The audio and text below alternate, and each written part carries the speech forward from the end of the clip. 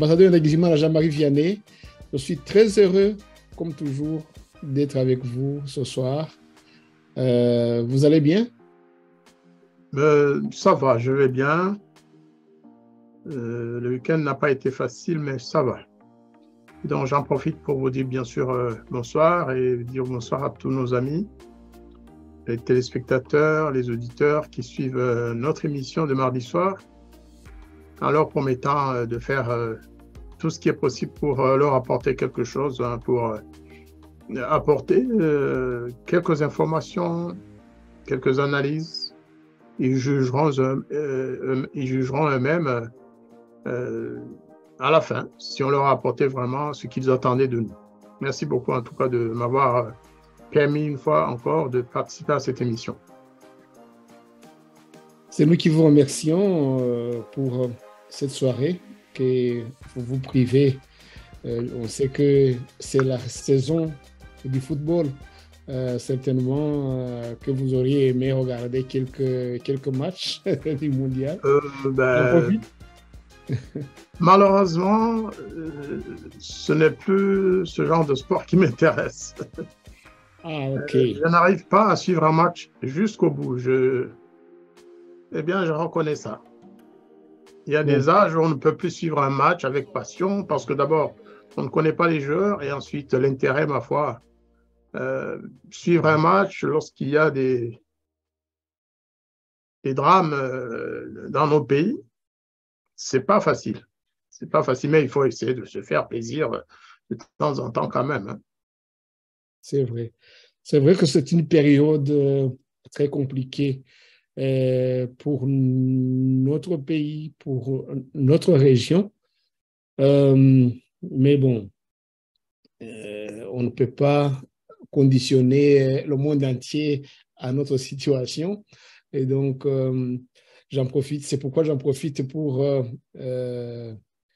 faire mes vives félicitations à nos amis sénégalais qui viennent de se qualifier pour les huitièmes de finale de ce mondial. J'espère que les 4 pays ou 3 pays africains qui restent vont leur emboîter le pas. C'est ce soir? Oui, il y a quelques minutes. Ils viennent ça, de se c'est une qualifier. information importante quand même. Ouais. Ouais. Notre président, le président Kagame a dû le savoir avant tout le monde parce que, vous savez, autant nous on dit qu'on n'a plus le même entrain pour suivre les matchs, autant lui, il prend carrément son avion, hein, son jet, il vient en Europe, il faut suivre les matchs, ou alors il va dans n'importe quel pays africain où il y a un match, juste pour suivre un match et puis il rentre au pays. Donc lui, il est encore jeune, hein, il a encore... voilà, il est résilient. Il peut suivre un match alors que des populations meurent chez lui.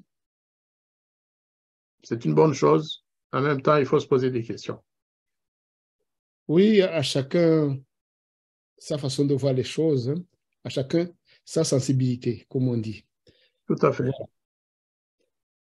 Merci donc d'être avec moi et avec nous et mes téléspectateurs ce soir. Ambassadeur d'Aiguizimana Jean-Marie Vianney, vous le disiez tout à l'heure, quand vous venez, vous nous amenez un paquet d'analyses,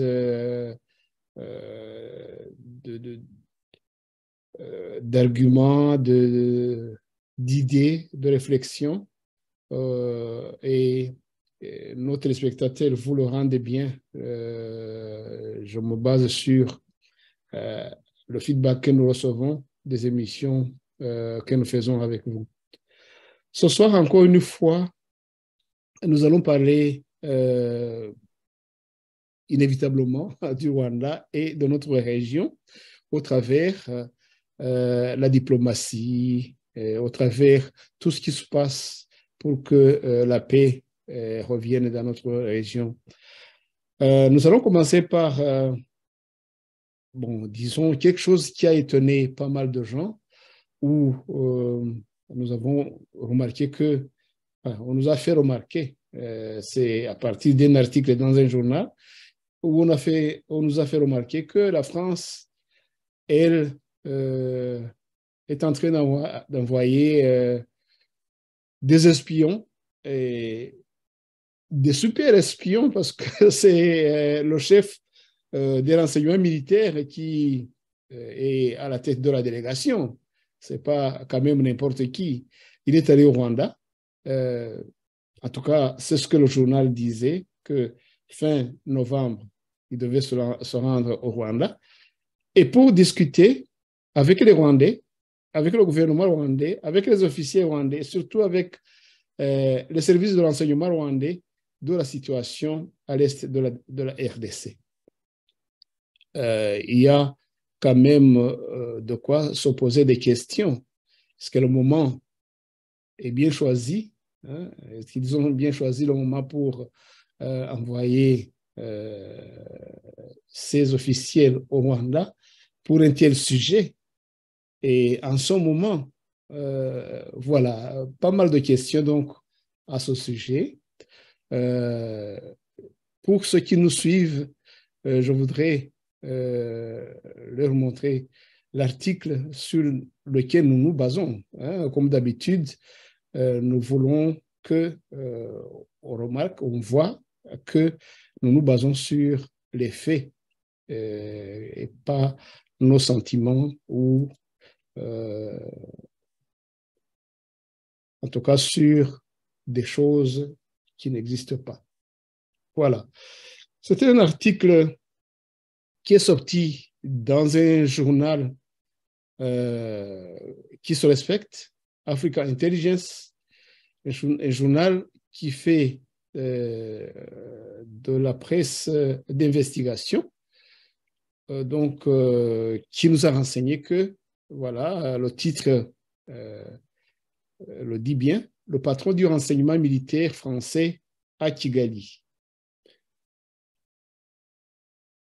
Le patron de la direction du renseignement militaire, DRM française, Jacques Langlade de Monroe, se rendra à Kigali fin novembre. Voilà. L'article donc développe tout sur quoi il se base. Mais comme l'article demande un abonnement spécifique à ce journal et que nous ne sommes pas abonnés, j'ai pris une carte de cet article, une carte de ce média qui nous parle en long justement ce que contient donc cette annonce, parce que c'est pas anodin. C'est paru dans l'édition du 25 novembre 2022, comme vous pouvez le voir. Ambassadeur Ndagijimana Jean-Marie Vianney, je crois que vous avez vu cet article, mais on s'est dit, mais est-ce que c'est le moment vraiment d'envoyer des espions militaires à Kigali et pour discuter de ce qui se passe en RDC, et cela par la France en ce moment? Quel sentiment ça vous a inspiré, ambassadeur Ndagijimana Jean-Marie Vianney? Eh bien, vous savez, depuis un certain temps, on ne s'étonne plus de rien, parce que tout de même, même un apprenti en géopolitique pourrait se poser des questions. Au moment où le Rwanda est fustigé, accusé de toutes parts, y compris par d'ailleurs les services diplomatiques français, accusé par la Belgique, accusé par les États-Unis, accusé par l'Union européenne, accusé par l'ONU, par le gouvernement de la République démocratique du Congo et par plusieurs autres. Surtout pas la France elle-même. C'est ce que j'ai dit, par la diplomatie française. Oui. Oui. Il est bizarre que le renseignement militaire français, le renseignement militaire, hein, donc c'est un peu l'équivalent de À l'époque, on parlait de DMI, je pense, ou l'équivalent. Ce service-là qui a commis les différents génocides que l'on connaît à travers les crimes commis par le FPR de Kagame. Eh bien, au moment où justement tout le monde fustige l'action du Rwanda, les ingérences militaires, les agressions militaires que le Rwanda a commises contre la République et continue d'ailleurs de mener contre la République démocratique du Congo, c'est bizarre que ce soit ce moment précis que la France trouve ou choisit pour montrer qu'il soutient l'armée rwandaise et les renseignements militaires rwandais. On ne le fait pas pour surveiller les Rwandais. Les renseignements militaires, c'est aussi et surtout pour surveiller les voisins, pour éventuellement donner des réponses choisies, en tout cas conformément à la stratégie de la France et du Rwanda ensemble, mise ensemble. C'était un choix stratégique régional pour montrer aux pays de la région que moi, la France, moi, l'armée française, moi, les services de renseignement militaires français, je suis du côté du Rwanda. À moins qu'on nous dise le contraire, parce que ce n'est pas parce que le Rwanda est fustigé que la France doit rompre toute relation avec ce pays. Mais tout de même, le moment pour moi est mal choisi. Le moment est mal choisi et les Congolais n'ont pas manqué l'occasion de le voir et de le dire. Maintenant, si la France choisit le Rwanda contre le Congo, c'est son choix. Oui, libre à eux de faire ce qu'ils veulent avec qui ils veulent. Je parle des Français, des services de renseignement français. Mais libre à nous aussi, libre aux Congolais d'en tirer aussi des conclusions. Je pense que, comme vous le disiez, le moment est mal choisi. J'ai vu comment les Congolais étaient frileux par rapport aux Français ces derniers temps. Un avion français a eu une panne, quelque chose comme ça, un problème en tout cas au-dessus du sol congolais. Il a atterri d'urgence au Katanga, mais les Congolais, même celui du village le plus éloigné, heureusement, il y a les médias sociaux. Ils se sont dit, voilà, les Français, un avion militaire français qui vient sur le sol congolais sans prévenir, faites attention, les gens, les officiels du gouvernement, faites attention et contrôlez-le bien. C'est quelque chose que la France n'a pas donc la France l'a su, ça c'est sûr. Ces services de renseignement militaire n'ont pas manqué de constater justement les appréhensions du peuple congolais par rapport au service de renseignement français. Un autre fait, c'est que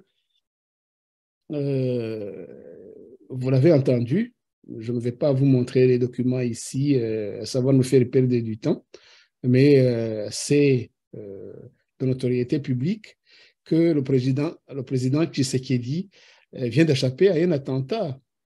Et cet attentat, dans une enveloppe, disons, qui contenait des produits de cyanure, qui lui avait été adressé de façon confidentielle. Cette enveloppe venait de France et je vous dis que ça fait du bruit. L'ambassadeur français, semble-t-il, a été convoqué au ministère des Affaires étrangères en RDC. Il semble que la France a été notifiée par le Congo de cet incident.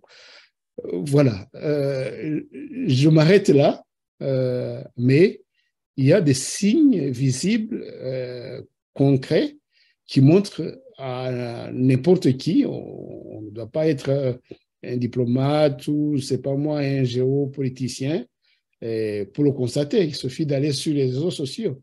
Nous savons qu'il y a cette appréhension du peuple congolais par rapport à la France. Jean-Marie Vianney, vous avez vu, vous avez su tous ces faits récents qui montrent que la France, bon, si vous étiez à la tête de la diplomatie française, quelle attitude pouvez-vous avoir, disons, vis-à-vis du Rwanda, vis-à-vis de la RDC, vis-à-vis surtout du conflit, de l'agression du Rwanda par rapport à la RDC. Jean-Marie Vianney, quelle attitude pouvez-vous prendre si vous étiez français? Vous savez, dans ce genre de dossier, il y a plusieurs éléments à considérer. Il y a l'aspect moral, hein, tout de même, les droits de l'homme, un gouvernement qui fonctionne bien, c'est vrai, mais il y a aussi et surtout les intérêts. Il y a cette obsession de l'efficacité militaire. Dans les années 70, lorsque la France voulait régler quelques problèmes dans un pays africain, il envoyait des mercenaires. C'est un phénomène qui était connu, qui a été mis en cause à plusieurs reprises en France et ailleurs. Nous avons vécu ça. Moi, enfant, adolescent, j'ai vu les mercenaires de mes yeux. Je les ai vus sauter sur Bukavu, en face de chez moi. Je les ai vus, après qu'ils aient occupé Bukavu, avec des gendarmes katangais, on les a vus à l'œuvre. Ils ont massacré des militaires congolais qui étaient au Kansayo, en face. Et puis, on a vu des avions qui leur apportaient des armes et tout, qui venaient les parachuter dans la ville de Bukavu. C'est comme ça que la France fonctionnait. La France, à l'époque, se servait aussi, évidemment, de quelques armées africaines, notamment l'armée rhodésienne, parce que c'est de là que les mercenaires partaient, l'Afrique du Sud, naturellement, en passant par tous les côtés. Donc, aujourd'hui, la France n'utilise plus ouvertement les mercenaires. Mais ils ont trouvé un mercenaire en Afrique. C'est vraiment c'est le cas de le dire. Un chef d'État africain, un général, dont le pays est, c'est vrai, très organisé en matière militaire, un petit pays, le Rwanda en l'occurrence, qui fonctionne comme un pays mercenaire. Qui fonctionne comme un pays mercenaire, il faut le dire. Donc, par exemple, ce que fait la France avec le Rwanda, elle ne peut pas le faire avec la RDC. Elle ne peut pas envoyer des militaires de RDC au Mozambique pour garder le gaz de Total ou les autres installations militaires de ce pays. La France ne peut pas envoyer la RDC en Centrafrique parce qu'ils ont considéré que le pays le mieux adapté à ce genre de situation, qui a une force de frappe, qui fait ce qu'on lui demande sans poser de questions, c'est le Rwanda de Kagame. Malheureusement, qui travaille comme un mercenaire. Et un mercenaire, ça se paye. Un mercenaire, on ne l'envoie pas, on ne lui donne pas les moyens d'intervenir, bien sûr, sans en même temps lui accorder quelques faveurs diplomatiques et autres. C'est le cas actuel. Les crimes que Kagame commet ou a commis, vous savez, les pays du Nord, ils passent, ils ne voient pas ça. La notion de droit de l'homme qui était, qui était très, très, très utilisée pour résoudre quelques problèmes en Afrique dans les années 90-2000, eh bien aujourd'hui, ça ne fonctionne plus. On favorise d'abord les intérêts défendus par des proxys. En l'occurrence, c'est le Rwanda aujourd'hui, pour la France et pour certaines autres puissances, pour l'Union européenne notamment, parce que l'Union européenne, on l'a souvent dit dans nos émissions, supporte beaucoup Paul Kagame pour les mêmes raisons. Pour les mêmes raisons. Eh bien, donc moi, si j'étais chef de la diplomatie française dans le cas présent, et si les intérêts restaient les mêmes, s'il fallait choisir un mercenaire en Afrique, je choisirais Kagame. Ça, c'est sûr. Mais étant moi-même, je ferais aussi peut-être en sorte que la République ne soit pas, ne devienne pas le paillasson sur lequel un Kagame ou certains autres viendraient essuyer leurs pieds du sang qu'ils portent, du sang de leurs compatriotes, du sang de leurs voisins qu'ils ont versé depuis plus de 25 ans maintenant. Ce n'est pas moi qui ai inventé cette formule, c'est une certaine Ramayad, rappelez-vous, lorsque le président Kadhafi était venu pour la première fois en France. Elle avait dit moi, je ne suis pas d'accord parce que la République française n'est pas un paillasson. À l'époque, ça lui avait valu beaucoup de problèmes. D'ailleurs, c'est une des raisons pour laquelle elle a été chassée du gouvernement. Donc, moi, si j'étais la chef de la diplomatie française, dans les mêmes conditions, peut-être que je dirais la même chose, après avoir quand même choisi notre mercenaire et l'avoir utilisé, comme cela se passe aujourd'hui. Mais lorsqu'il y a sang et massacre des populations,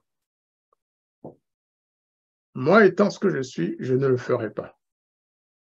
Et je préférerais quitter le gouvernement français pour servir à un autre poste. Mais servir pour honorer un criminel, un génocidaire, parce que Paul Kagame, cela a été prouvé. Il a participé et il a commis plusieurs génocides dans la région d'Afrique des Grands Lacs. Je crois que je ne le ferai pas.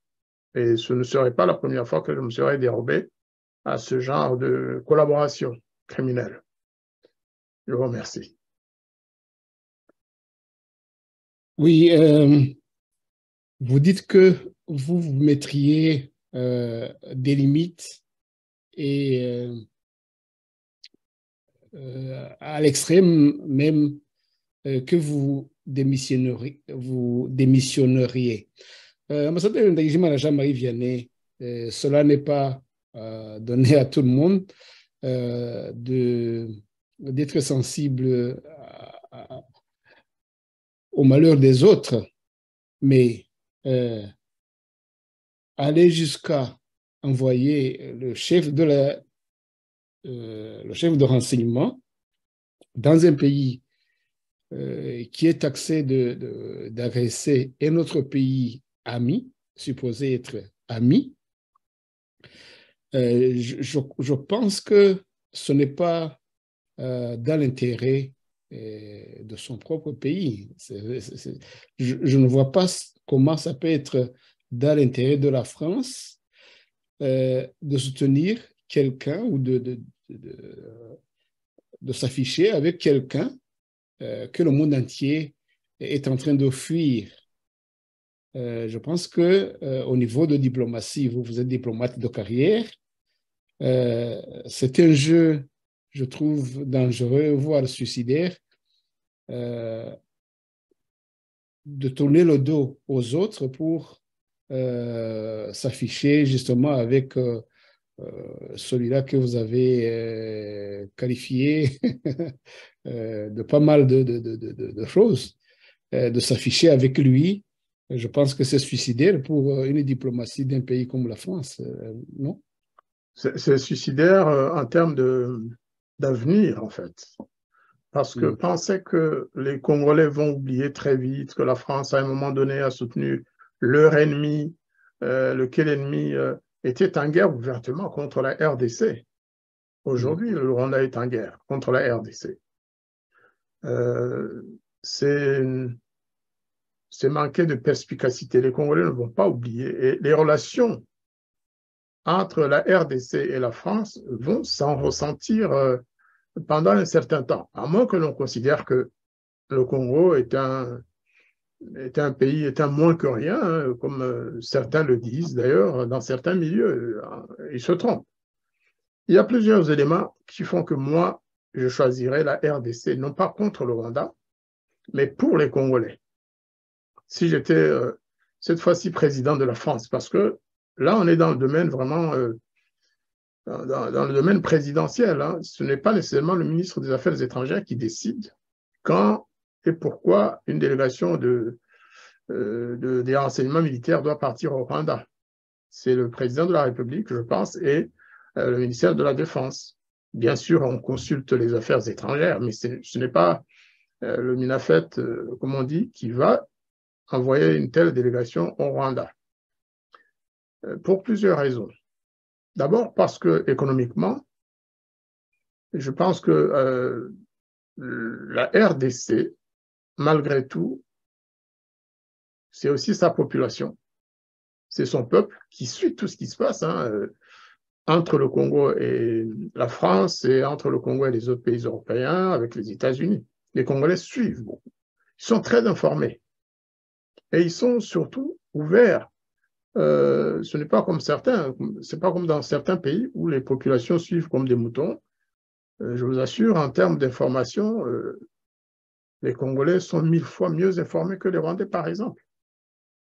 Au Rwanda, il y a une presse orientée. Il n'y a pas de critique médiatique ou autre, politique. Les gens croient tout ce que TV Rwanda ou les médias privés, mais affiliés au FPR, leur disent. Au Congo, ce n'est pas le cas. Chaque parti a au moins son média. Chaque parti, chaque société civile, chaque église. Il y a tellement d'informations au Congo et les Congolais ont chacun sa source d'information. Donc, moi, je dirais que le Congo, étant donné les potentialités économiques du Congo, la France devrait quand même éviter de se mettre à dos les Congolais. Parce que le gouvernement peut changer, reprendre les relations, mais les Congolais gardent un sentiment anti-français. Ce n'est pas ce qu'il faut faire. La France n'a pas besoin de se mettre les peuples africains à dos ou sur le dos. Le Mali est un exemple suffisant pour faire que les gouvernements français y réfléchissent à 2 fois avant de décider. Autre chose, sur le plan de la morale ou des droits de l'homme, de la démocratie, la France est défenseur de la démocratie, etc., etc., eh bien, le gouvernement congolais et celui de notre pays, le Rwanda, il n'y a rien à voir. Au Congo, il y a certainement quelques cacophonies politiques, comme dans plusieurs pays africains. Mais le Congo est un pays démocratique. Au Congo, il existe une opinion. Les Congolais s'expriment. Les Congolais ne vont pas en prison parce qu'ils ont critiqué le gouvernement de Tshisekedi ou hier de Kabila. Oui, c'est vrai, cela est arrivé. Mais les Congolais s'expriment. S'expriment ouvertement. Au Rwanda, non. C'est un pays fermé, c'est un pays tyrannique. Au Congo, il y a une démocratie. Le président du Congo a été élu. On peut mettre en doute le niveau de fiabilité ou de transparence de son élection, le président Tshisekedi, mais il a été élu par le peuple. Au Rwanda, le président Kagame n'a pas été élu par le peuple. On a forcé les gens à voter dans tel sens. Le président Tshisekedi est soumis au système du double mandat. Il fera un deuxième mandat probablement, si les Congolais lui accordent leur confiance. Et après, il s'arrête. Le Congo est déjà sur la voie de la démocratie. Mais je pense, apparemment, ce n'est pas ce qui intéresse les pays occidentaux. Pas du tout. Ce qui les intéresse immédiat, en l'occurrence, aujourd'hui, c'est les pays qui peuvent servir la stratégie européenne ou américaine ou de l'OTAN. dans la guerre que ce groupe mène à la Russie et aussi, très probablement, le rôle du Rwanda facilite aussi pour certaines sociétés occidentales, je veux dire, les sociétés des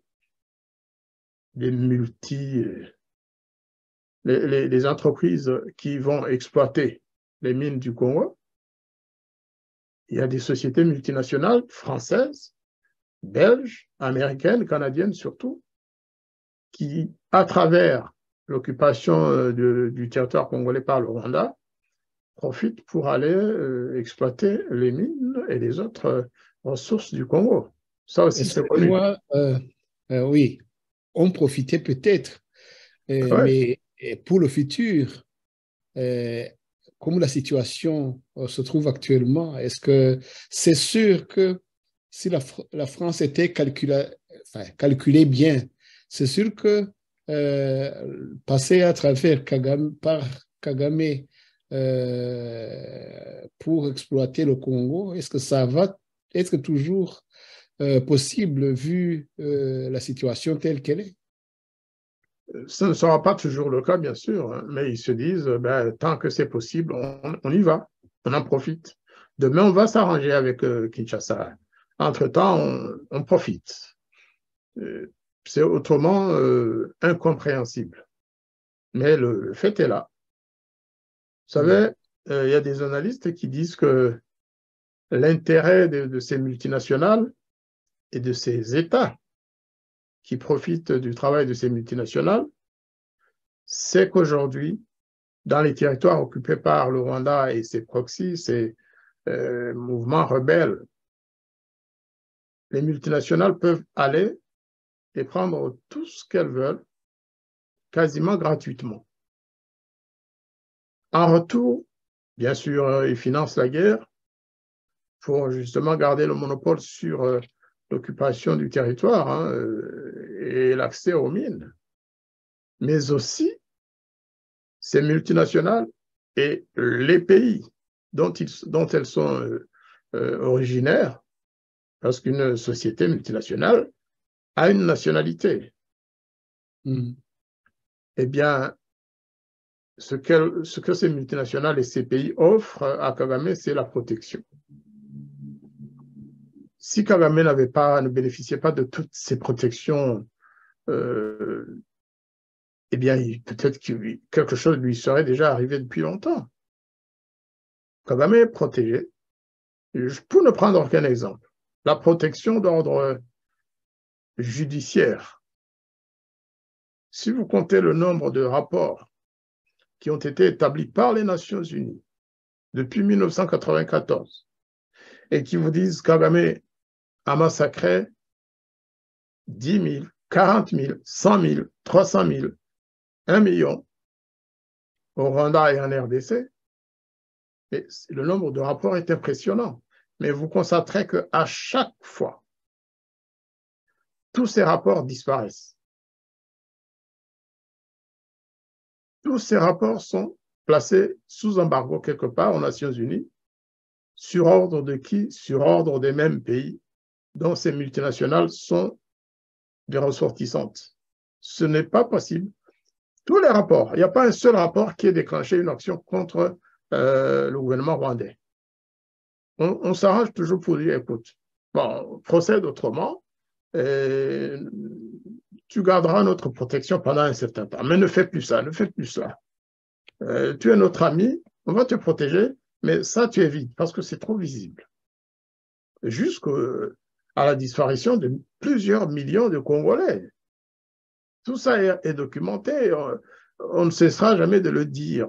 C'est ce que d'ailleurs le docteur Denis Mukwege vient de rappeler, hein, que tout ça doit changer. Tout ça doit changer. Eh bien, c'est ça l'équation en fait. Je vous aide, moi, Tipo du 21e siècle, qui est l'armée la plus organisée, petite peut-être, mais bien organisée, avec les armes que vous me fournissez, je vais vous aider à occuper le Congo. Je vais vous aider à accéder au Mozambique. je vais vous aider à accéder à la République centrafricaine. Mais en retour, attention, vous neutralisez les opposants rwandais qui sont chez vous. Vous m'assurez la protection diplomatique. Chaque fois que j'ai des soucis au niveau des Nations Unies, vous prenez parti pour nous, pour le Rwanda, bien sûr. Vous me donnez l'Organisation internationale de la francophonie qui sera dirigée par une de nos compatriotes, membre du FPR. Le PNUD à Bangui, nous souhaitons que ce soit dirigé par une de nos compatriotes, etc., etc. C'est ça la protection. La protection, c'est aussi tous ces postes offerts à des Rwandais dans les organisations internationales pour assurer les arrières de Kagame, en fait. C'est ça.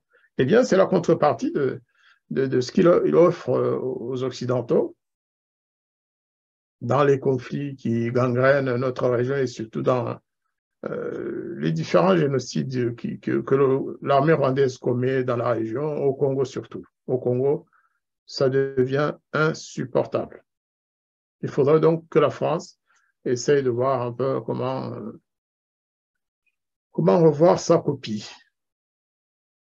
Oui, ambassadeur Ndayishimiye Jean-Marie Vianney, si vous étiez diplomate ou chef de la diplomatie française, c'est comme cela que vous voyez les choses. Donc, et nous aussi de la rue, nous voyons les choses de cette manière-là parce que moi, personnellement, comme citoyen lambda de la région, je pense que la France à choisir entre la RDC et le Rwanda, en tout cas, le choix est clair parce que avec la RDC, la France a beaucoup à perdre.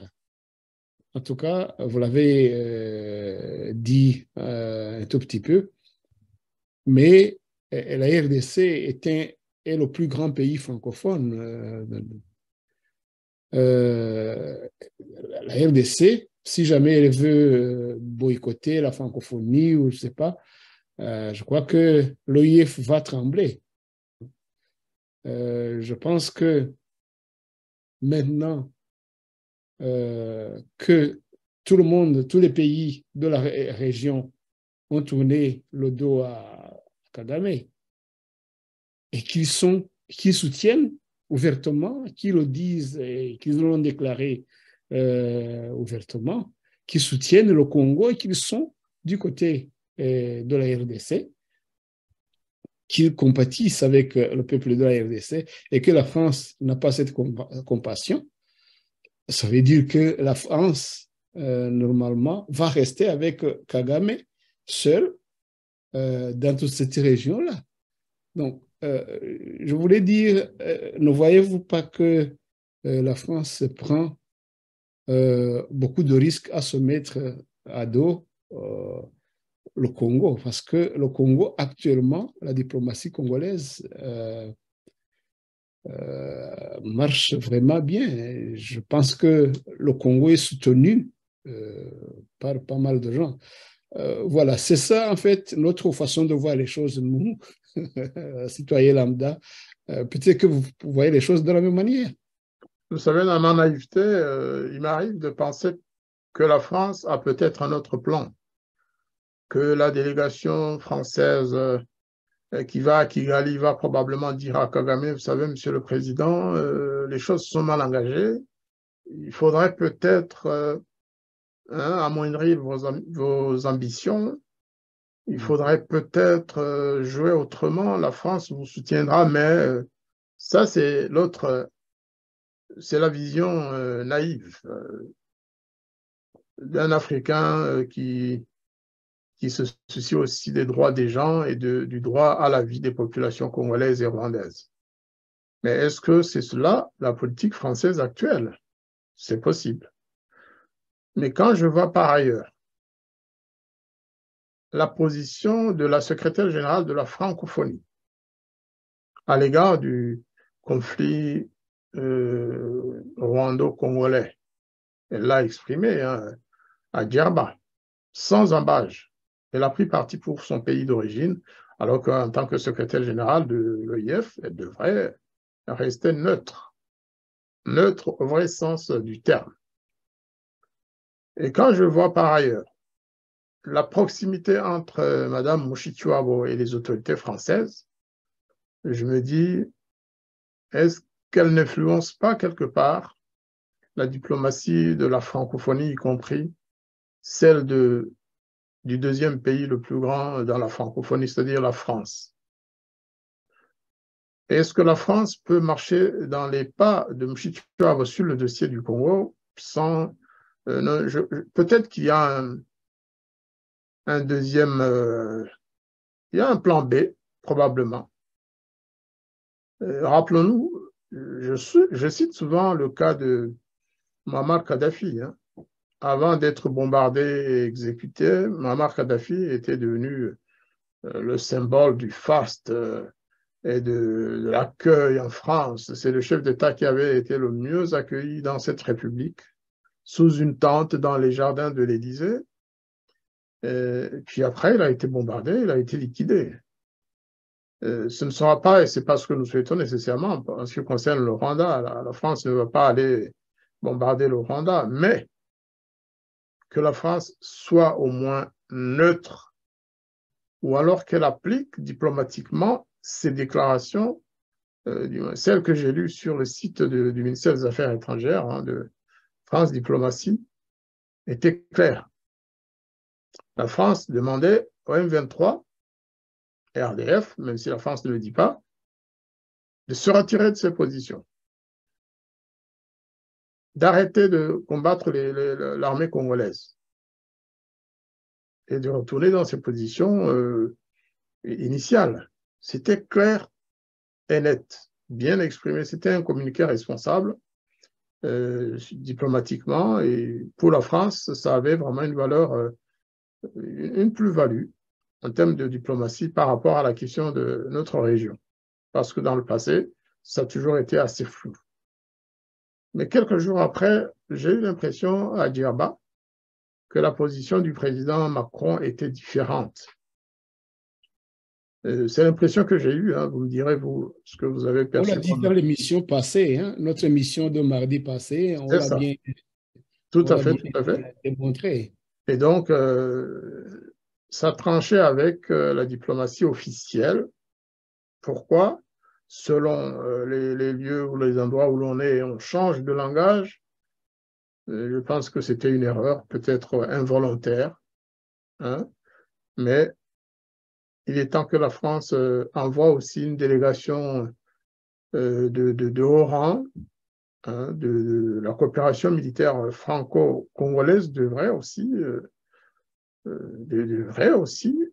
être mise au devant de la... Comme ça, nous le savons, que ce que la France fait au Rwanda, elle peut le faire aussi au Congo. Et ne pas donner l'impression qu'il y a un choix décisif, que c'est le Rwanda contre le Congo. Ce que je dis, c'est l'impression que j'ai eue. Hein. Ce n'est pas nécessairement, ça me correspond, mais pas nécessairement au fait. Est-ce que la France est contre le Congo? Je ne pense pas, dans l'état actuel des choses, mais les Congolais le pensent. Et il faut donc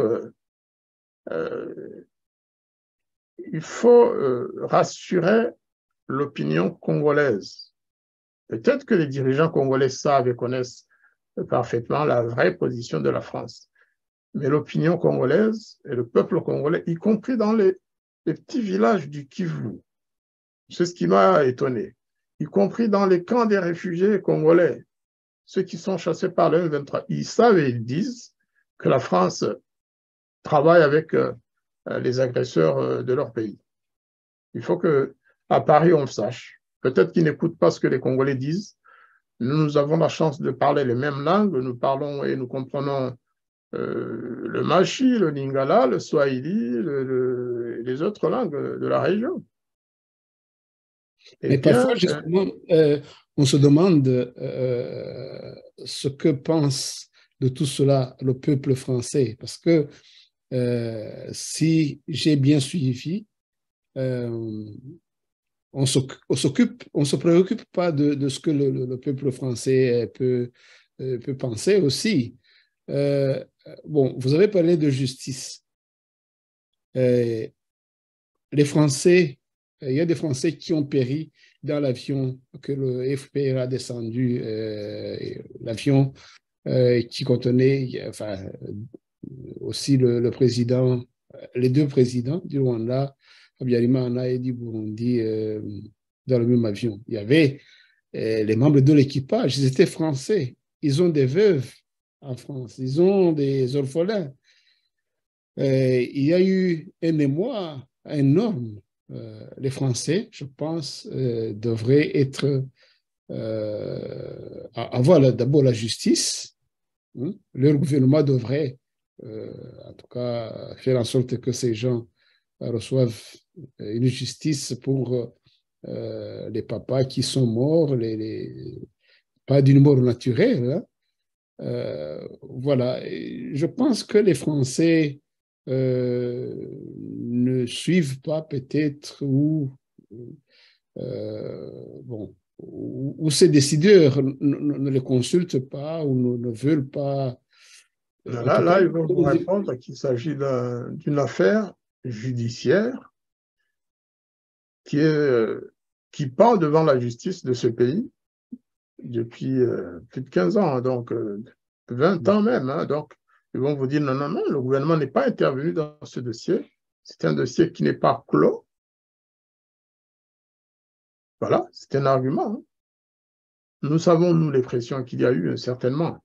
Nous savons que la justice n'a pas osé forcer Kabarebe à venir témoigner. Nous savons que la justice française n'a pas fait beaucoup de choses pour aller écouter des témoins importants comme le général Kayumba Banyamwasa, par exemple. Nous savons que des témoins vitaux aussi, comme le jeune sous-lieutenant, comment il s'appelait, Bafilita. Gafilita, qui a été assassiné ou en tout cas enlevé et assassiné quelque part en Nairobi. Nous savons qu'il a été donné par la faute du juge, hein, nous devons le dire. Parce que le juge a donné les éléments, les coordonnées d'identification de Gafilita aux avocats de Kabarebe et des autres. Et qu'est-ce qui s'est passé? Eh bien, les avocats ont donné les coordonnées à Kabarebe, qui était ministre de la Défense, et qui a dépêché immédiatement un escadron de la mort pour tuer Gafilita. Cela est connu, personne ne l'a nié. L'avocat a reconnu avoir donné ses coordonnées, y compris le nom, l'adresse, le numéro de téléphone où il était. Eh bien, une semaine après, le garçon avait disparu. Alors qu'il devait arriver à Paris quelques heures après pour témoigner. Oui, ça, c'est peut-être une faute plutôt qu'une erreur d'appréciation. C'est vraiment une faute. Et tout ça est passé. C'est passé. Les gens, les Occidentaux, lambda, les gens comme ça, ils ont dans la tête, on les a mis dans la tête que souvent c'est dans les pays africains que les autorités font des trucs sans, enfin, oppriment le peuple, cachent ceci ou cela au peuple. Mais ils ne sont pas bien logés eux-mêmes, je pense, les gens, les Occidentaux. Vous savez, c'est quand même, il y a une grande différence entre le traitement que subissent les gens, les citoyens français par rapport aux Africains chez eux. C'est évident. Mais si je vous disais que même ici en France, nous qui sommes considérés comme de l'opposition rwandaise, si vous saviez le genre de harcèlement, de menaces que nous recevons de certains milieux pro-FPR, et pas que des Rwandais, hein, pas que les Inhores comme on le pense, non, des milieux français, des milieux associatifs, mais dont on sait qu'ils reçoivent des subventions du gouvernement rwandais. Des gens qui font tout pour essayer de savoir où nous habitons, de savoir qui nous rencontrons, de savoir de quoi nous vivons. qui mènent des enquêtes, des journalistes qui travaillent avec le Kabarebe et son milieu et qui le disent, que nous connaissons. Donc, tout ça, ce sont des menaces. Heureusement que nous sommes dans un pays comme la France, qui a quand même une certaine sécurité pour les ressortissants étrangers, y compris ceux qui sont déjà naturalisés français, pour leur garantir un minimum de sécurité. Mais tout ce qui se passe aujourd'hui, les faveurs que certains accordent au gouvernement rwandais, ou alors le fait que le gouvernement français ferme un peu les yeux devant tout ce que Kagame fait au Rwanda, dans la région, et en Afrique en général, eh bien, tout ça encourage, hein, ces malfaiteurs, parce que moi je les appelle des malfaiteurs. Nous sommes vraiment persécutés et menacés à chaque jour par diverses voies.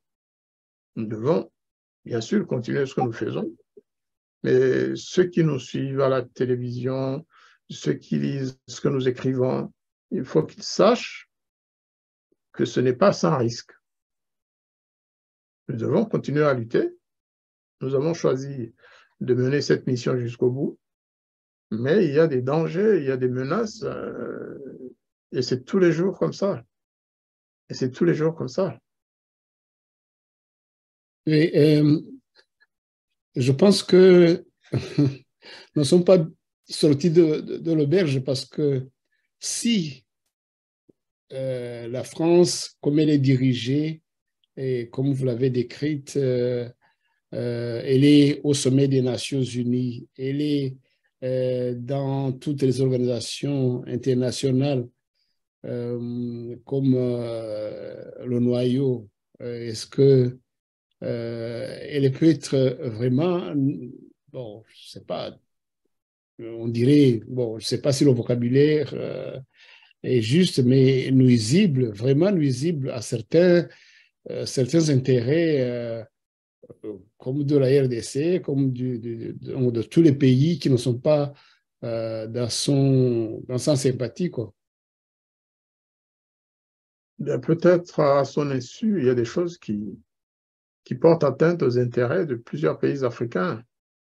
En fait, faire confiance à quelqu'un comme Paul Kagame, en pensant l'utiliser, c'est devenir un peu plutôt,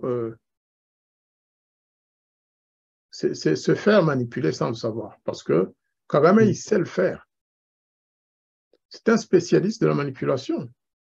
Vous pensez le manipuler, mais c'est lui qui vous manipule et qui vous retourne contre vos propres amis.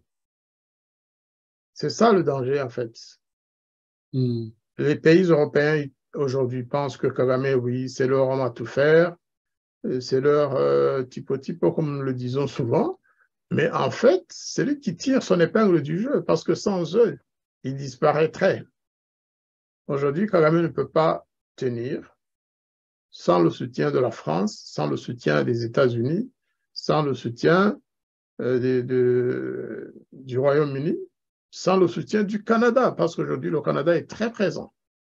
Depuis que, vous savez, le Premier ministre Trudeau a annoncé qu'il allait installer, qu'il installait une ambassade spécialisée en surveillance de l'Afrique pour savoir quel Africain ose ne pas soutenir l'OTAN contre la Russie. C'est pas moi qui le dis une fois encore, c'est le Premier ministre Trudeau qui l'avait annoncé, avant même son départ pour Kigali pour assister au sommet du Commonwealth.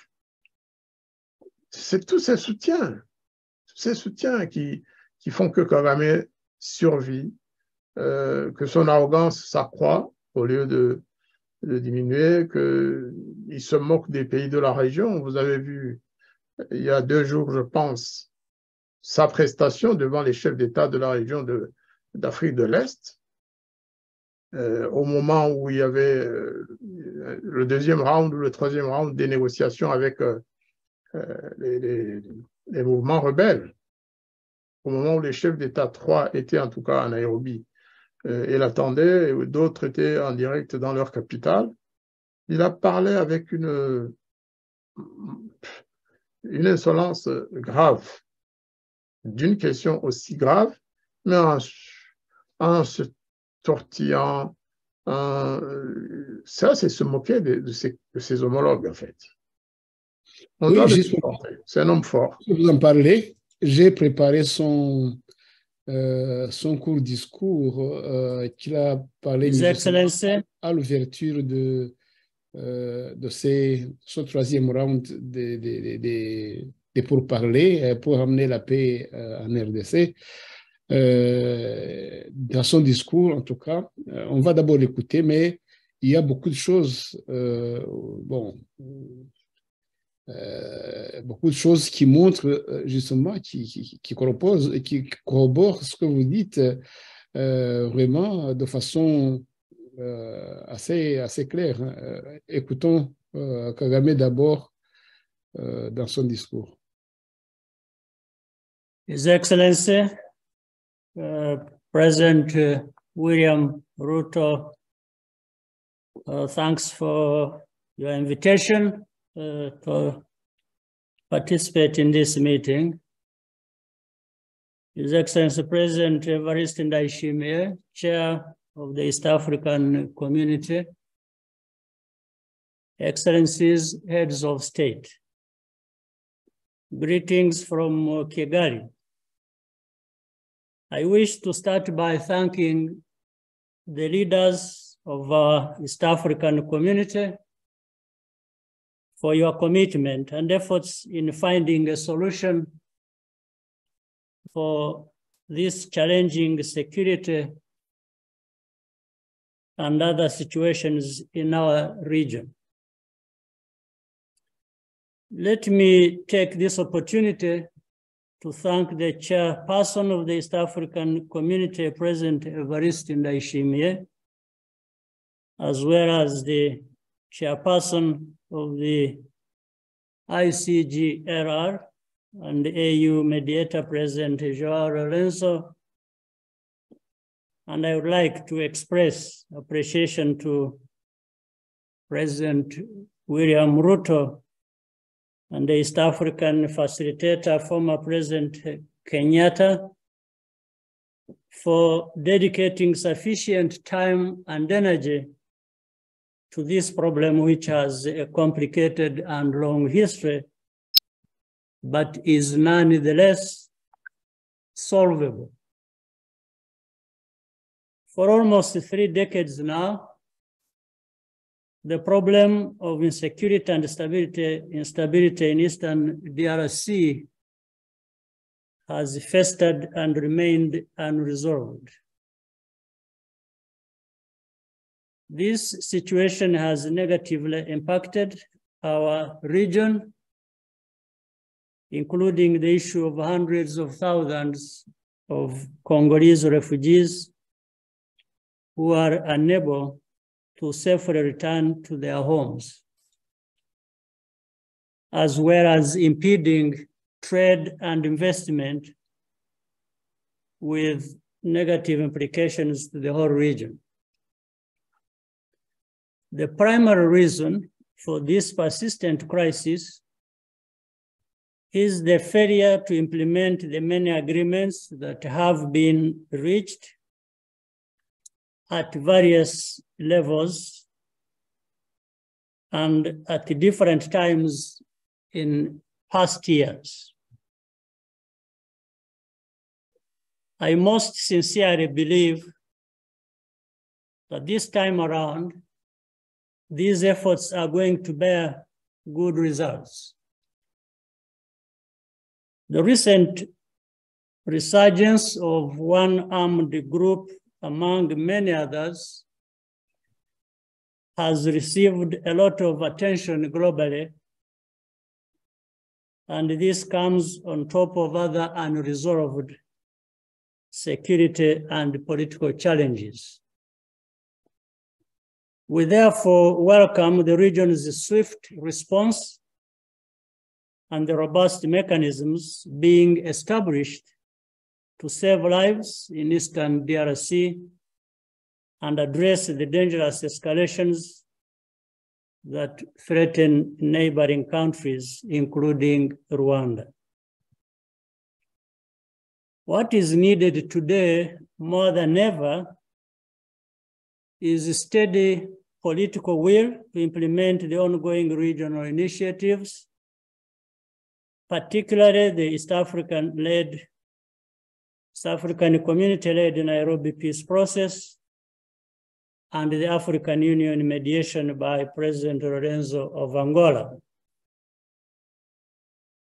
This should include seriously addressing the root causes of insecurity once and for all, which will make a real difference in resolving the security concerns of DRC and the neighboring countries. The current framework that the leaders of the region have established and the decisions taken at the last week's summit in Rwanda are a real opportunity to find a durable solution. It is therefore in the interest of all of us to stay the course and not let the situation be a perennial problem. On this, you can count on Rwanda's full support toward a lasting and permanent solution. Your Excellencies, distinguished delegates participating in this meeting, I thank you for your kind attention. C'est cela donc son discours. Vous parliez d'arrogance. Il y a beaucoup à dire dans son discours justement parce que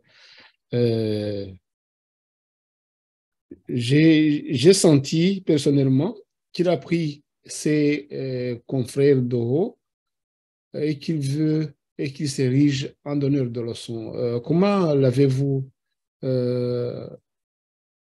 analysé son discours? Eh bien, vous l'avez résumé en une phrase. Hein. Vraiment, il prend les autres chefs d'État de la région pour des moins que rien, parce que ce n'est pas ce qu'on attendait de lui, surtout après sa participation à plusieurs sommets de la région, notamment à Luanda. La première fois, il était présent lui-même. La deuxième fois, il a envoyé son ministre des Affaires étrangères, M. Biruta. Il a été, je crois, aussi à Nairobi, la première fois. Oui. Eh bien, il aurait dû parler et peut-être proposer des choses, parce que les autres attendaient des choses. Les autres attendaient notamment qu'il dise ce qu'il a fait dans sa relation avec le M23. Est-ce que, oui ou non, il a rempli la mission qu'il avait promise aux autres de remplir, c'est-à-dire de demander au M23 de se retirer et de cesser les combats. Donc, au lieu de ça, il reprend sa chanson, la sécurité du Rwanda, dont on sait que cette sécurité n'a jamais été menacée par qui que ce soit. En même temps, j'ai relevé 4 points sur lesquels il procède de la même manière depuis 30 ans. C'est-à-dire, ses fautes à lui, il veut les mettre sur le dos des autres. L'insécurité de la région depuis 30 ans.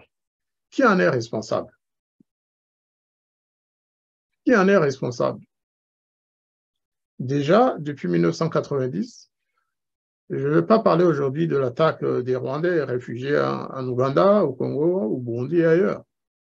Mais le système de mercenariat qu'ils ont lancé depuis ce jour-là continue de gangréner l'atmosphère ils ont, surtout Kagame d'ailleurs, après son arrivée, ils ont beaucoup recouru aux jeunes Tutsis de la région. Il faut qu'on le dise. Parce que c'est nos cousins qui nous le disent maintenant. Ils nous disent, ils sont venus nous chercher au Burundi. Ils sont venus nous chercher à Mulenge et dans la région du Sud Kivu en général.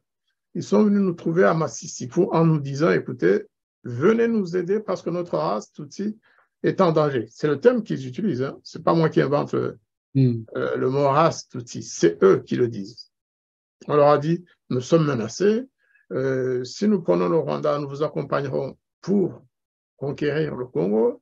Le Burundi, en ce moment-là, c'était chose acquise. Et aujourd'hui, on voit ce que ça a créé comme chaos dans la région. Donc, les 30 ans d'insécurité dont il parle, c'est l'insécurité au Rwanda qui a créé l'insécurité en chaîne au Congo en 1996 et qui a continué par le RCD, par le CNDP, ensuite le M23. C'est quelque chose qui est venu du Rwanda. Oui, justement, vous le dites bien, vous le dites si bien.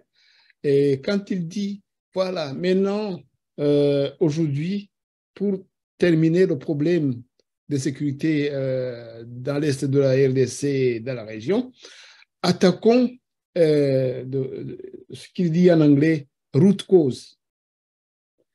Donc, la racine du mal, si vous voulez bien, la cause principale d'origine qui a causé. Ben, vous le dites si bien. Alors, je me suis dit, quand il a prononcé, je me suis dit, mais, mon Dieu, il dit qu'il est en train de suggérer qu'on l'élimine de l'équation. Parce que root cause, c'est lui. Non, lui, il va se présenter, si vous le dites, il va dire non, non, non, moi je suis la victime permanente. Et ils ont ajouté des éléments qui frisent le racisme. Hein. Avant, la victimisation, ça procédait par voilà, le génocide de 1994, etc. Aujourd'hui, ils ont introduit des nouveaux éléments, je ne sais pas d'où ils sont allés chercher ça, mais ça veut dire que c'était déjà intériorisé en fait. Aujourd'hui, Kagame et le fils de Museveni disent qu'ils se battent contre les Bantous pour protéger les Tutsis. Une fois encore, ce n'est pas moi qui le dis. Il faut que les Français et les autres qui ne connaissent pas la réalité du terrain. C'est dans les tweets officiels du général Muhoozi, le fils de Museveni. Tout à fait. Et aussi de Kagame. Et de Kagame dans ses déclarations récentes, hein, où il dit que les Tutsis congolais sont menacés de génocide, que ceci, cela. Enfin, c'est un sérieux. Qui va commettre ce génocide? C'est ce qu'ils ont dit aussi au Burundi. Au Burundi en 2014-2015. Ils ont voulu renverser le régime de Nkurunziza voilà. pour passer un Tutsi au Burundi. Ça n'a pas marché. Alors, un deuxième élément, puisqu'on va, je pense, arriver à l'heure de fin de notre émission, un deuxième élément qui m'a étonné, c'est lorsqu'il parle d'accords signés. Est-ce que le président Kagame est le mieux indiqué pour parler du respect des accords? Il n'a jamais respecté aucun accord. Il signe peut-être parfois les yeux fermés, mais il ne respecte jamais les accords. On peut en parler. Il ne signe jamais. Il ne signe jamais. Il fait signer ou il laisse les autres signer à sa place et après il fait ce qu'il veut. Alors, il parle aussi des réfugiés. Que le Congo, c'est ce qu'il a insinué, que le Congo ne laisse pas ses réfugiés rentrer tranquillement, pacifiquement, être intégrés dans la société congolaise, les réfugiés. Oui, mais là aussi, il faut qu'on lui dise la vérité. C'est Kagame qui a toujours refusé que les réfugiés congolais rentrent chez eux, parce qu'ils l'ont demandé.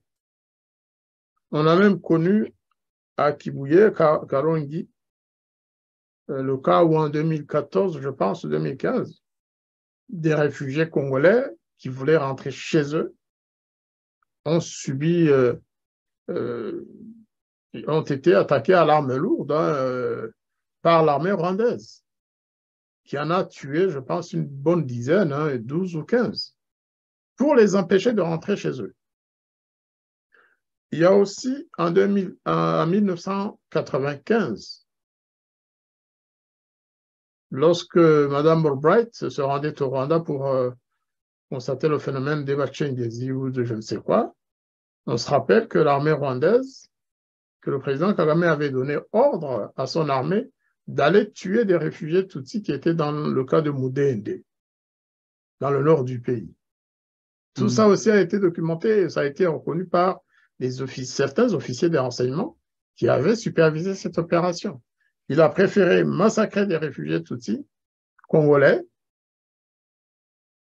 pour que sa version soit celle adoptée par les Nations Unies à l'époque.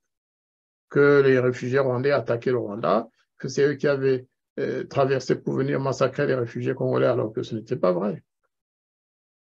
Les réfugiés, donc, il ne faudrait même pas que le président Kagame en parle parce que les réfugiés congolais ont toujours souhaité rentrer chez eux, comme les Burundais. Rappelez-vous, hein, dans le camp de Mahama. Mahama, c'est ça, des jeunes réfugiés ont voulu rentrer, le gouvernement rwandais a refusé, les a empêchés parce qu'ils devaient d'abord en recruter suffisamment pour le raid Tabara. Ensuite, ma foi, sur tous ces sujets-là, il faut rappeler que c'est le Rwanda qui a introduit le premier le phénomène de mercenariat dans les armées de la région, justement en recrutant des jeunes Congolais, Burundais, Tanzaniens et autres dans l'armée du FPR dès 90. Et c'est le même Rwanda qui les a recrutés de nouveau, soi-disant pour aller combattre les Interahamwe. Et puis ces gens-là, c'est les Banyamulenge qui nous le disent. Hein. Ils sont arrivés là, ils n'ont pas vu que les Interahamwe avaient causé quelque tort que ce soit à leur famille. Et c'était juste pour attaquer le Congo. Ils ont été utilisés hier. J'ai suivi une très très longue interview d'un officier congolais, un colonel, un ancien de l'armée rwandaise, un Munyamulenge. Colonel Tawimbi, quelque chose comme ça. Quelque chose comme ça, Tawimbi Richard. Eh bien, vous savez, nous, on croit savoir des choses, mais non. Il faut écouter ce monsieur. C'est quelqu'un qui doit avoir maintenant la soixantaine peut-être. Non, la cinquantaine. Parce qu'il dit qu'il est né en 73. Et puis, les choses qu'il dit, ce n'est pas possible. Comment les soldats rwandais assassiner leurs collègues Banyamulenge ou autres Tutsis du Congo qui essaient de comprendre pourquoi cette guerre avait été décidée. Certains Banyamulenge qui disaient, mais attendez, nous ne voulons pas combattre notre pays, nous sommes là parce que vous nous avez dit que nos parents étaient en danger. Mais s'il vous plaît, arrêtons cette guerre. Il y en a plusieurs. Hein. Par exemple, hier, moi, je ne savais pas que le fameux capitaine ou major, le premier Munyamulenge qui avait un grade, Nicolas, je crois qu'il s'appelait, il a été tué par le général actuel, le lieutenant général Murokore. C'est ce colonel qui nous l'apprend. Et il était non loin de là. Il explique le rôle du lieutenant général Ougouchai à Bukavu avec Murokore et tout ce qu'ils ont fait pendant cette période. Et donc, le mercenariat, ce n'est pas les Congolais qui ont recruté des mercenaires pour attaquer le Rwanda, c'est le FPR de Kagame qui a recruté des jeunes gens, qui l'a transformé en mercenaires et qui l'a pratiquement forcé à attaquer leur pays d'origine sans qu'ils ne sachent trop pourquoi ils le faisaient. Et donc, il n'a pas honte de s'adresser aux autres chefs d'État comme ça, en pensant qu'ils sont naïfs ou alors qu'ils ne connaissent pas la réalité de ce qui s'est passé dans notre pays et surtout de l'agression actuelle contre la RDC. C'est vraiment, à mon avis, sa déclaration. D'ailleurs, hier, j'ai vu sur un média rwandais pro-gouvernemental qui disait, ils ont titré l'article en disant « Vous avez vu avec quelle malignité notre président s'était adressé aux autres chefs d'État. » Malignité, oui, Maëli. Et ça, quand les Congolais disent « à la Ubwenge », ça dit ce que ça dit. Kagame est apprécié par les Rwandais parce qu'il sait mentir aux autres chefs d'État comme ça. C'est vrai qu'il ne les a pas beaucoup regardés en face, hein, mais il a menti du début à la fin. Et ce n'est pas qu'on s'acharne sur sa personne, non. Tous ceux qui ont regardé la vidéo tout à l'heure ont compris quand même que Kagame n'avait aucune sincérité lorsqu'il a parlé. Il se foutait de la gueule des autres, comme on dit. Justement, enfin, selon ce que les analystes disent, hein, c'est la raison pour laquelle Kagame ne veut pas s'asseoir et discuter du problème avec d'autres gens. Non, il ne veut pas. Parce qu'il appréhende le moment où les Banyamulenge peuvent lui dire, mais toi, souviens-toi, hein, c'est toi qui as fait ça. Donc, il a interdit au M23, en fait à ses troupes, d'aller négocier avec d'autres groupes parce qu'ils les connaissent, ils savent ce qu'ils ont fait. C'est eux, donc c'est Kagame qui a créé ces groupes.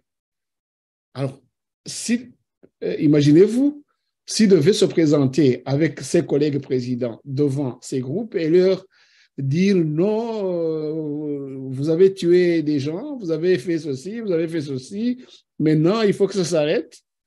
Qu'est-ce qu'ils vont dire? Quelle va être leur réaction? Ils disent, mais c'est toi qui nous a mis justement sur le chemin de massacrer les gens. Voilà. Alors, il ne veut pas s'asseoir à un endroit où on parle, où on discute de l'insécurité de la RDC. Il ne veut pas. Il ne peut pas. C'est pourquoi il ne veut pas que le M23, hein, son mouvement, son armée, s'assoie avec les autres. Non. Il dit non, il faut que nous seuls, nous puissions demander ce que nous voulons et qu'on nous l'accorde dans notre coin, mais pas jamais s'asseoir avec les autres. Voilà, c'est ce que les analystes qui le connaissent, d'ailleurs, vous venez de le dire aussi, hein, c'est la vérité. Voilà, nous allons donc clôturer notre émission ici. Ambassadeur de Gizimana Jean-Marie Vianney, mais oui, vous avez quelque chose à ajouter? J'ai un petit élément que je voulais ajouter puisque je parlais de cette interview d'un Congolais, Banyamulenge, parce que moi, je dis que ces gens existent. Il y a des Congolais qui disent que les Banyamulenge, ça n'existe pas. Eh bien, non, non, non. C'est des gens qui existent, comme vous et moi. Ils sont Congolais. Il y en a d'autres qui ont voulu peut-être passer à travers les mailles du filet pour se présenter comme des Congolais alors qu'ils ne le sont pas. Mais eux, les Banyamulenge, ce sont des Congolais. Mais ce n'est pas ça l'objet de mon intervention. Je voulais juste conseiller aux Congolais qui comprennent le Kinyarwanda d'essayer d'écouter ces gens-là, d'écouter les témoignages des Banyamulenge sur la guerre contre leur propre pays, dans lesquels Kagame les a jetés, sans qu'ils ne sachent trop. C'est vrai que peut-être que quelques leaders Banyamulenge savaient, mais au niveau des militaires, on a l'impression que beaucoup ne savaient pas trop pourquoi ils se battaient. Il faudrait qu'on les écoute. Il faut qu'on les écoute. Moi, par exemple, cette interview, j'ai l'intention vraiment de la disséquer en français pour que les gens sachent. Et je crois que son témoignage, qui d'ailleurs corrobore d'autres témoignages passés que nous avons, pour que les Congolais sachent qui sont les Banyamulenge et pourquoi ce ne sont pas des traîtres avérés de manière absolue. Et dans l'intérêt des Banyamulenge eux-mêmes, d'ailleurs, je pense que ces derniers doivent en dire plus.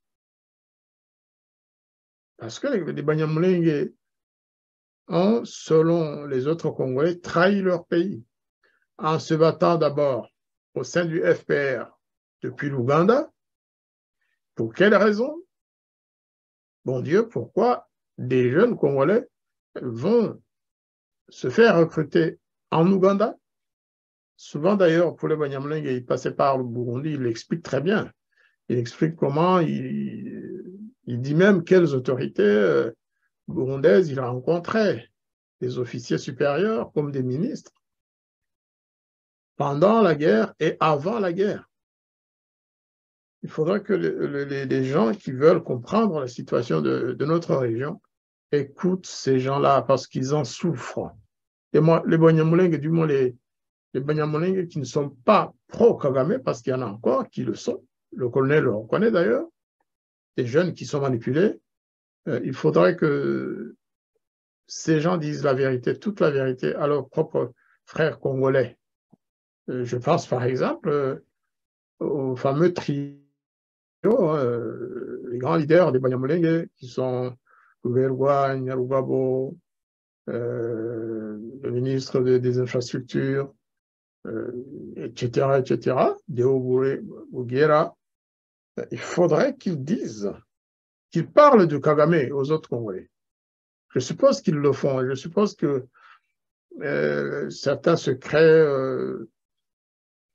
qu'ils avaient gardés, ils les ont déjà révélés. Maintenant que le Congo est en conflit ouvert, est en guerre contre le Rwanda de Kagame. Ça peut aider les Congolais à savoir où ils mettent le pied et à savoir avec qui ils peuvent affronter l'adversaire, l'ennemi. Si quelqu'un comme Roubaix-Elgois disait toute la vérité, s'il donnait les noms de ces officiers rwandais qui sont aujourd'hui à la tête du M23, la liste, peut-être que ça pourrait déjà lever le voile sur une partie des réalités de cette guerre d'aujourd'hui. Parce qu'il y a aussi quelque chose que j'ai observé souvent, les différents témoins Banyamulenge, des officiers qui sont toujours dans l'armée congolaise. À un moment donné, quand ils parlent de certaines personnes, ils disent « je ne donne pas son nom parce que ça peut lui créer des problèmes ». Non, il faut donner son nom. S'il est dirigeant du M23 actuellement, en tant qu'officier rwandais, pourquoi on doit avoir peur de dévoiler son nom? Si c'est quelqu'un qui a dirigé la guerre pendant les deux guerres 96, 98, 2003, etc., et qui sont toujours là à conduire les troupes du M23, il faut que ces gens soient connus, que leur nom soit dévoilé. Et je pense que ce serait vraiment rendre service à leur pays, à la RDC, parce qu'ils sont très, très patriotes. Ne pas dévoiler les noms des agresseurs de leur pays, ça peut paraître... ça peut être une forme de complicité, mais je sais qu'ils ne souhaitent pas être considérés comme des complices. Ils aiment leur pays, ça se sent quand ils parlent. Ils souffrent beaucoup de leur complicité passée avec l'agresseur et ils souhaiteraient que le pays s'en sorte. Donc, aidons-les. Tous ceux qui connaissent une partie de la vérité peuvent les aider à sortir de cette souffrance. Ils souffrent énormément. Quand on les voit parler, on sent qu'ils souffrent de leur situation passée. Eh bien, c'est un sujet sur lequel, si vous voulez, Aloïse, j'aimerais qu'on fasse une fois une sorte d'analyse, hein, qu'on essaie de comprendre le rôle des Banyamulenge et des Tutsis du Congo en général dans les différentes guerres du Congo. Parce que ça nous concerne directement. Tout à fait, il y a de la matière parce que certains, ils ont osé, ils disent la vérité. Ceux qui sont dans les hautes places de diplomatie, d'administration, de militaires, de l'armée, bon, peut-être qu'ils sont aussi un peu réticents parce que de par les places qu'ils occupent. Mais comme vous le dites si bien, il serait aussi de leur intérêt de dire la vérité, cette vérité, parce que s'ils veulent gagner la confiance de leurs proches, de leurs entourages, de leurs collègues, je pense que, parce qu'ils le savent, les collègues le savent, mais s'ils le savent et qu'ils voient que tu le leur caches, je pense que c'est difficile qu'ils te fassent confiance. Ouais. Je pense que, d'ailleurs, c'est ce que presque tous les chefs de l'État à Nairobi ont demandé aux groupes qui sont là pour justement les pourparlers. Ils ont dit, vous devez vous sentir libre de tout dire ici. Qu'est-ce qui s'est passé? Dites la vérité et toute la vérité. Comme ça, les solutions aux problèmes se baseront sur cette vérité et ne seront que efficaces. Voilà, je pense qu'on l'a dit, mais justement, on clôture sur ces pourparlers de Nairobi 3. Bon, laissons de côté les chefs de l'État, hein, mais les groupes qui sont là, est-ce que, je suppose qu'ils sont vraiment convaincus qu'ils peuvent déposer les armes, ils peuvent entrer dans le processus de la construction de leur pays. Est-ce que vous voyez que il y a une lueur de solution vraiment de ce problème? Il y a le M23 qui continue, lui, Kagame, lui, si vous l'entendez même dans son discours, il n'est pas prêt d'abandonner le Congo. Il va toujours continuer d'envahir le Congo. Est-ce que vous voyez que ça va aller, même si les autres groupes déposent les armes, entrent dans le processus de démobilisation, tout ça? Est-ce que vous voyez l'avenir de la RDC, de l'Est de la RDC, en paix, en toute sécurité, à partir de ces négociations? Comment vous voyez ces pourparlers et les résultats, surtout par rapport à Kagame, qui va toujours continuer à déstabiliser la RDC? Je pense que c'est lui le root cause, en fait, depuis que le root cause sera là, le Congo n'aura jamais de paix. Voilà, c'est ce que je me dis, mais peut-être que vous le voyez autrement en comparant, en tenant en considération justement tout cela, les pourparlers et le M23. C'est vrai que ce n'est pas un dossier facile à démêler à ce stade, hein, parce qu'il y a autant de mouvements rebelles que je sais pas, il y a plus de 200, je pense, dans la seule région de l'Est du Congo. Et donc, on ne peut pas aujourd'hui dire que tout va s'arranger comme ça par une baguette magique.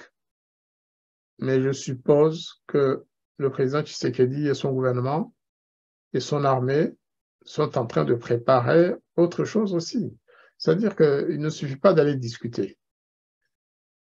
Il faut montrer à ces groupes que c'est la seule solution. Que la seule solution, c'est de déposer les armes et de rentrer dans la vie. C'est pourquoi ils n'ont pas dit intégration militaire, ils ont dit sociale, je pense, un communautaire social. Que ces gens rentrent dans leur communauté d'origine. Certains, ceux qui étaient par exemple des enseignants, qu'ils retournent dans l'enseignement. Ceux qui étaient des militaires, éventuellement, selon le cas, on verra, c'est le Congo qui décide.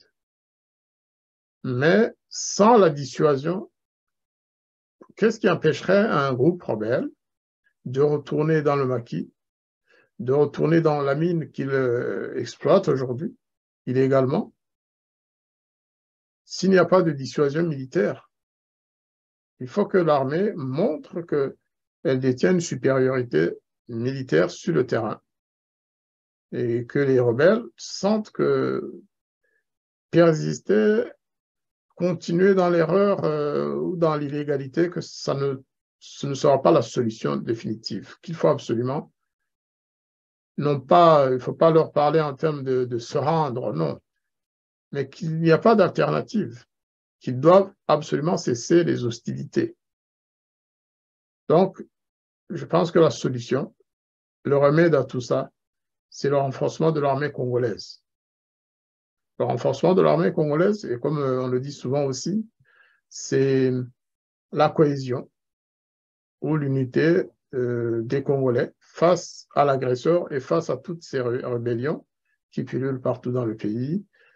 C'est aussi quand même, il faut, je pense, assainir la situation de tous ces groupes qui exploitent des mines ici et là, et dont certains appartiennent apparemment, c'est ce qu'on dit, à des personnalités politiques du Congo.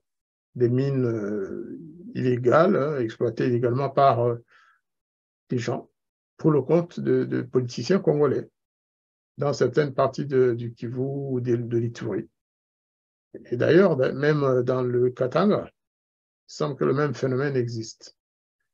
Donc, on ne peut pas dire à ce stade quel groupe, sauf qu'ils ont tous exprimé leur bonne foi, plutôt leur bonne volonté à suivre le processus de Nairobi et de Luanda. Ils se sont tous, sauf le M23, déclarés prêts à s'associer et à entrer dans le moule de ce processus. Donc, croisons les doigts, souhaitons qu'ils veuillent bien, après avoir surtout observé la puissance du feu de l'armée congolaise, eh bien, espérons qu'ils seront plus raisonnables et plus réalistes pour que la guerre cesse enfin.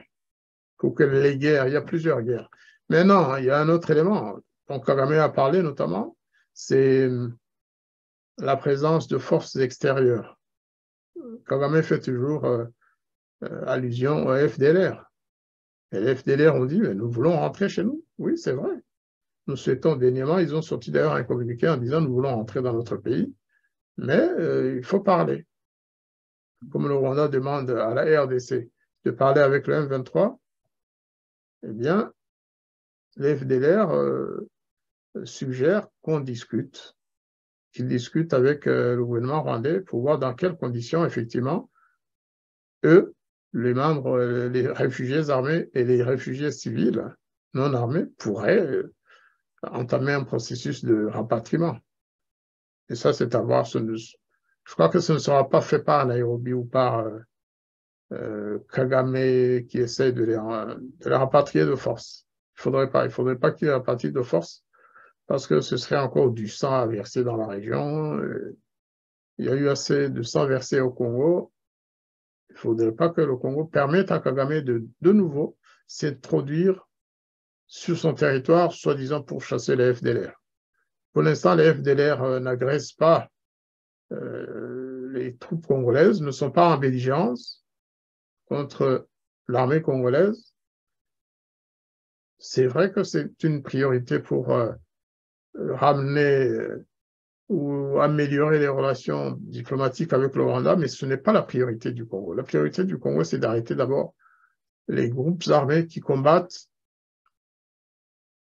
l'armée congolaise, l'armée nationale, et qui portent atteinte, surtout ces derniers qui portent atteinte à l'intégrité territoriale de la RDC, comme le M23. Ça, c'est la priorité des priorités. C'est la grande urgence. Il faut absolument que le M23 se plie à la demande du gouvernement congolais. C'est vrai qu'il y a une échelle, des valeurs. Tout à fait. Il y a une armée qui occupe le territoire, une armée étrangère qui occupe le territoire et qui a une rébellion intérieure, ça se comprend. Intérieure qui ne menace pas le Congo comme tel. À supposer même que dans le passé, il y a eu des choses répréhensibles faites par quelques réfugiés rwandais. Mais aujourd'hui, les FDLR ne menacent en rien la sécurité du Congo. Non, l'ADF, ces terroristes qui sont venus de l'Ouganda, eux constituent une grave menace. Non seulement ils viennent de l'étranger, mais aussi ils tuent jour par jour les vies des Congolais. Donc, c'est pour cela que je dis il faut vraiment une échelle de valeurs, une échelle de priorité. De priorité.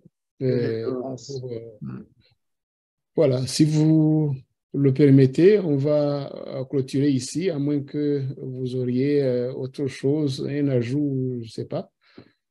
Sinon, non, je pense qu'on a fait le tour des questions les plus actuelles. Maintenant, il y a tellement de choses à dire sur la sécurité du Congo, mais aussi sur la situation au Rwanda. Peut-être que la prochaine fois, on va essayer de se concentrer sur la situation au Rwanda même, parce que les violations des droits de l'homme ont dépassé toute limite possible. Et il faudra qu'on en parle aussi.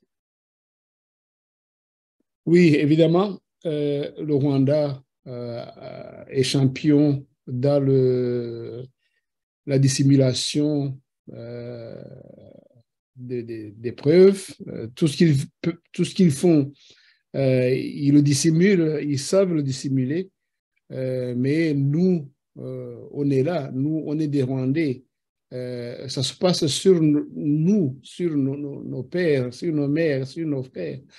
Et nous le savons. Et donc, je crois que pour les autres, les étrangers ou ceux qui ne savent pas, évidemment, c'est notre devoir, comme vous le dites, de les informer de tout cela. Clôturons donc ici, ambassadeur Ndagijimana Jean-Marie Vianney, en vous remerciant encore une fois d'avoir vraiment apporté la lumière sur la diplomatie franco-rwandaise, franco-région des Grands Lacs, et surtout sur les pourparlers qui se passent à Nairobi, qui espérons qu'ils vont apporter bon, la sécurité ou, bon, en tout cas, le meilleur de la sécurité pour la région de l'Est de la RDC. Merci donc pour votre participation à l'émission et pour votre disponibilité tous les mardis. Et je vous souhaite vraiment une excellente soirée et une bonne santé. Et que Dieu vraiment te protège et te bénisse. Et on se voit mardi prochain. Merci beaucoup et bonsoir à tous ceux qui nous ont suivis au cours de cette émission. Et grâce à vous, on continue à les informer, si possible à apporter du nouveau, même si avec le pullulement de la presse sur les médias sociaux aujourd'hui, ce n'est pas facile, mais les gens apprécient. Quand on voit les commentaires qu'ils font sur la chaîne YouTube de Radio Urumuri et des autres radios qui diffusent des informations sur le même sujet, sur l'actualité dans la région des Grands Lacs, on sent que finalement, on ne perd pas du temps. Ce n'est pas du temps perdu. À ce propos, il y a Alvin Jean-Baptiste qui dit vraiment très bonne analyse avec l'ambassadeur Jean-Marie Vianney Ndagijimana qui vous félicite. Et il y a Aimable Noiri qui dit bonsoir nos parents. Nous sommes sûrs que vos analyses vont nous combler de la réalité. Voilà. Mokpalu Nzorokata dit je regrette la fraternité qui existait entre Habyarimana et Mobutu. Il n'était pas parfait, mais comment est apparue cette monstruosité que pour Kagame? Voilà, ce sont ses paroles. Aimable Noiri qui dit, voilà, nous voulons que ces désordres soient terminés. J'ai grandi dans les choses pareilles. Beaucoup de ma génération ont perdu leur vie. Donc, que serait la fin? Mokpalu Nzolokata écrit, étant zaïrois, vos analyses m'ont éclairé. Merci. Il dit merci fraternellement. Voilà. Je n'ai sauté aucun commentaire et tous les commentaires ne sont que positifs. Voilà. Ambassadeur d'Aguizimana Jean-Marie Vianney. Voilà c'est le résultat de la bonne volonté et de la bonne foi quand on se met à la tâche comme celle que nous avons accomplie aujourd'hui. Voilà. Je vous remercie beaucoup, cher Aloïs. Merci, à mardi prochain.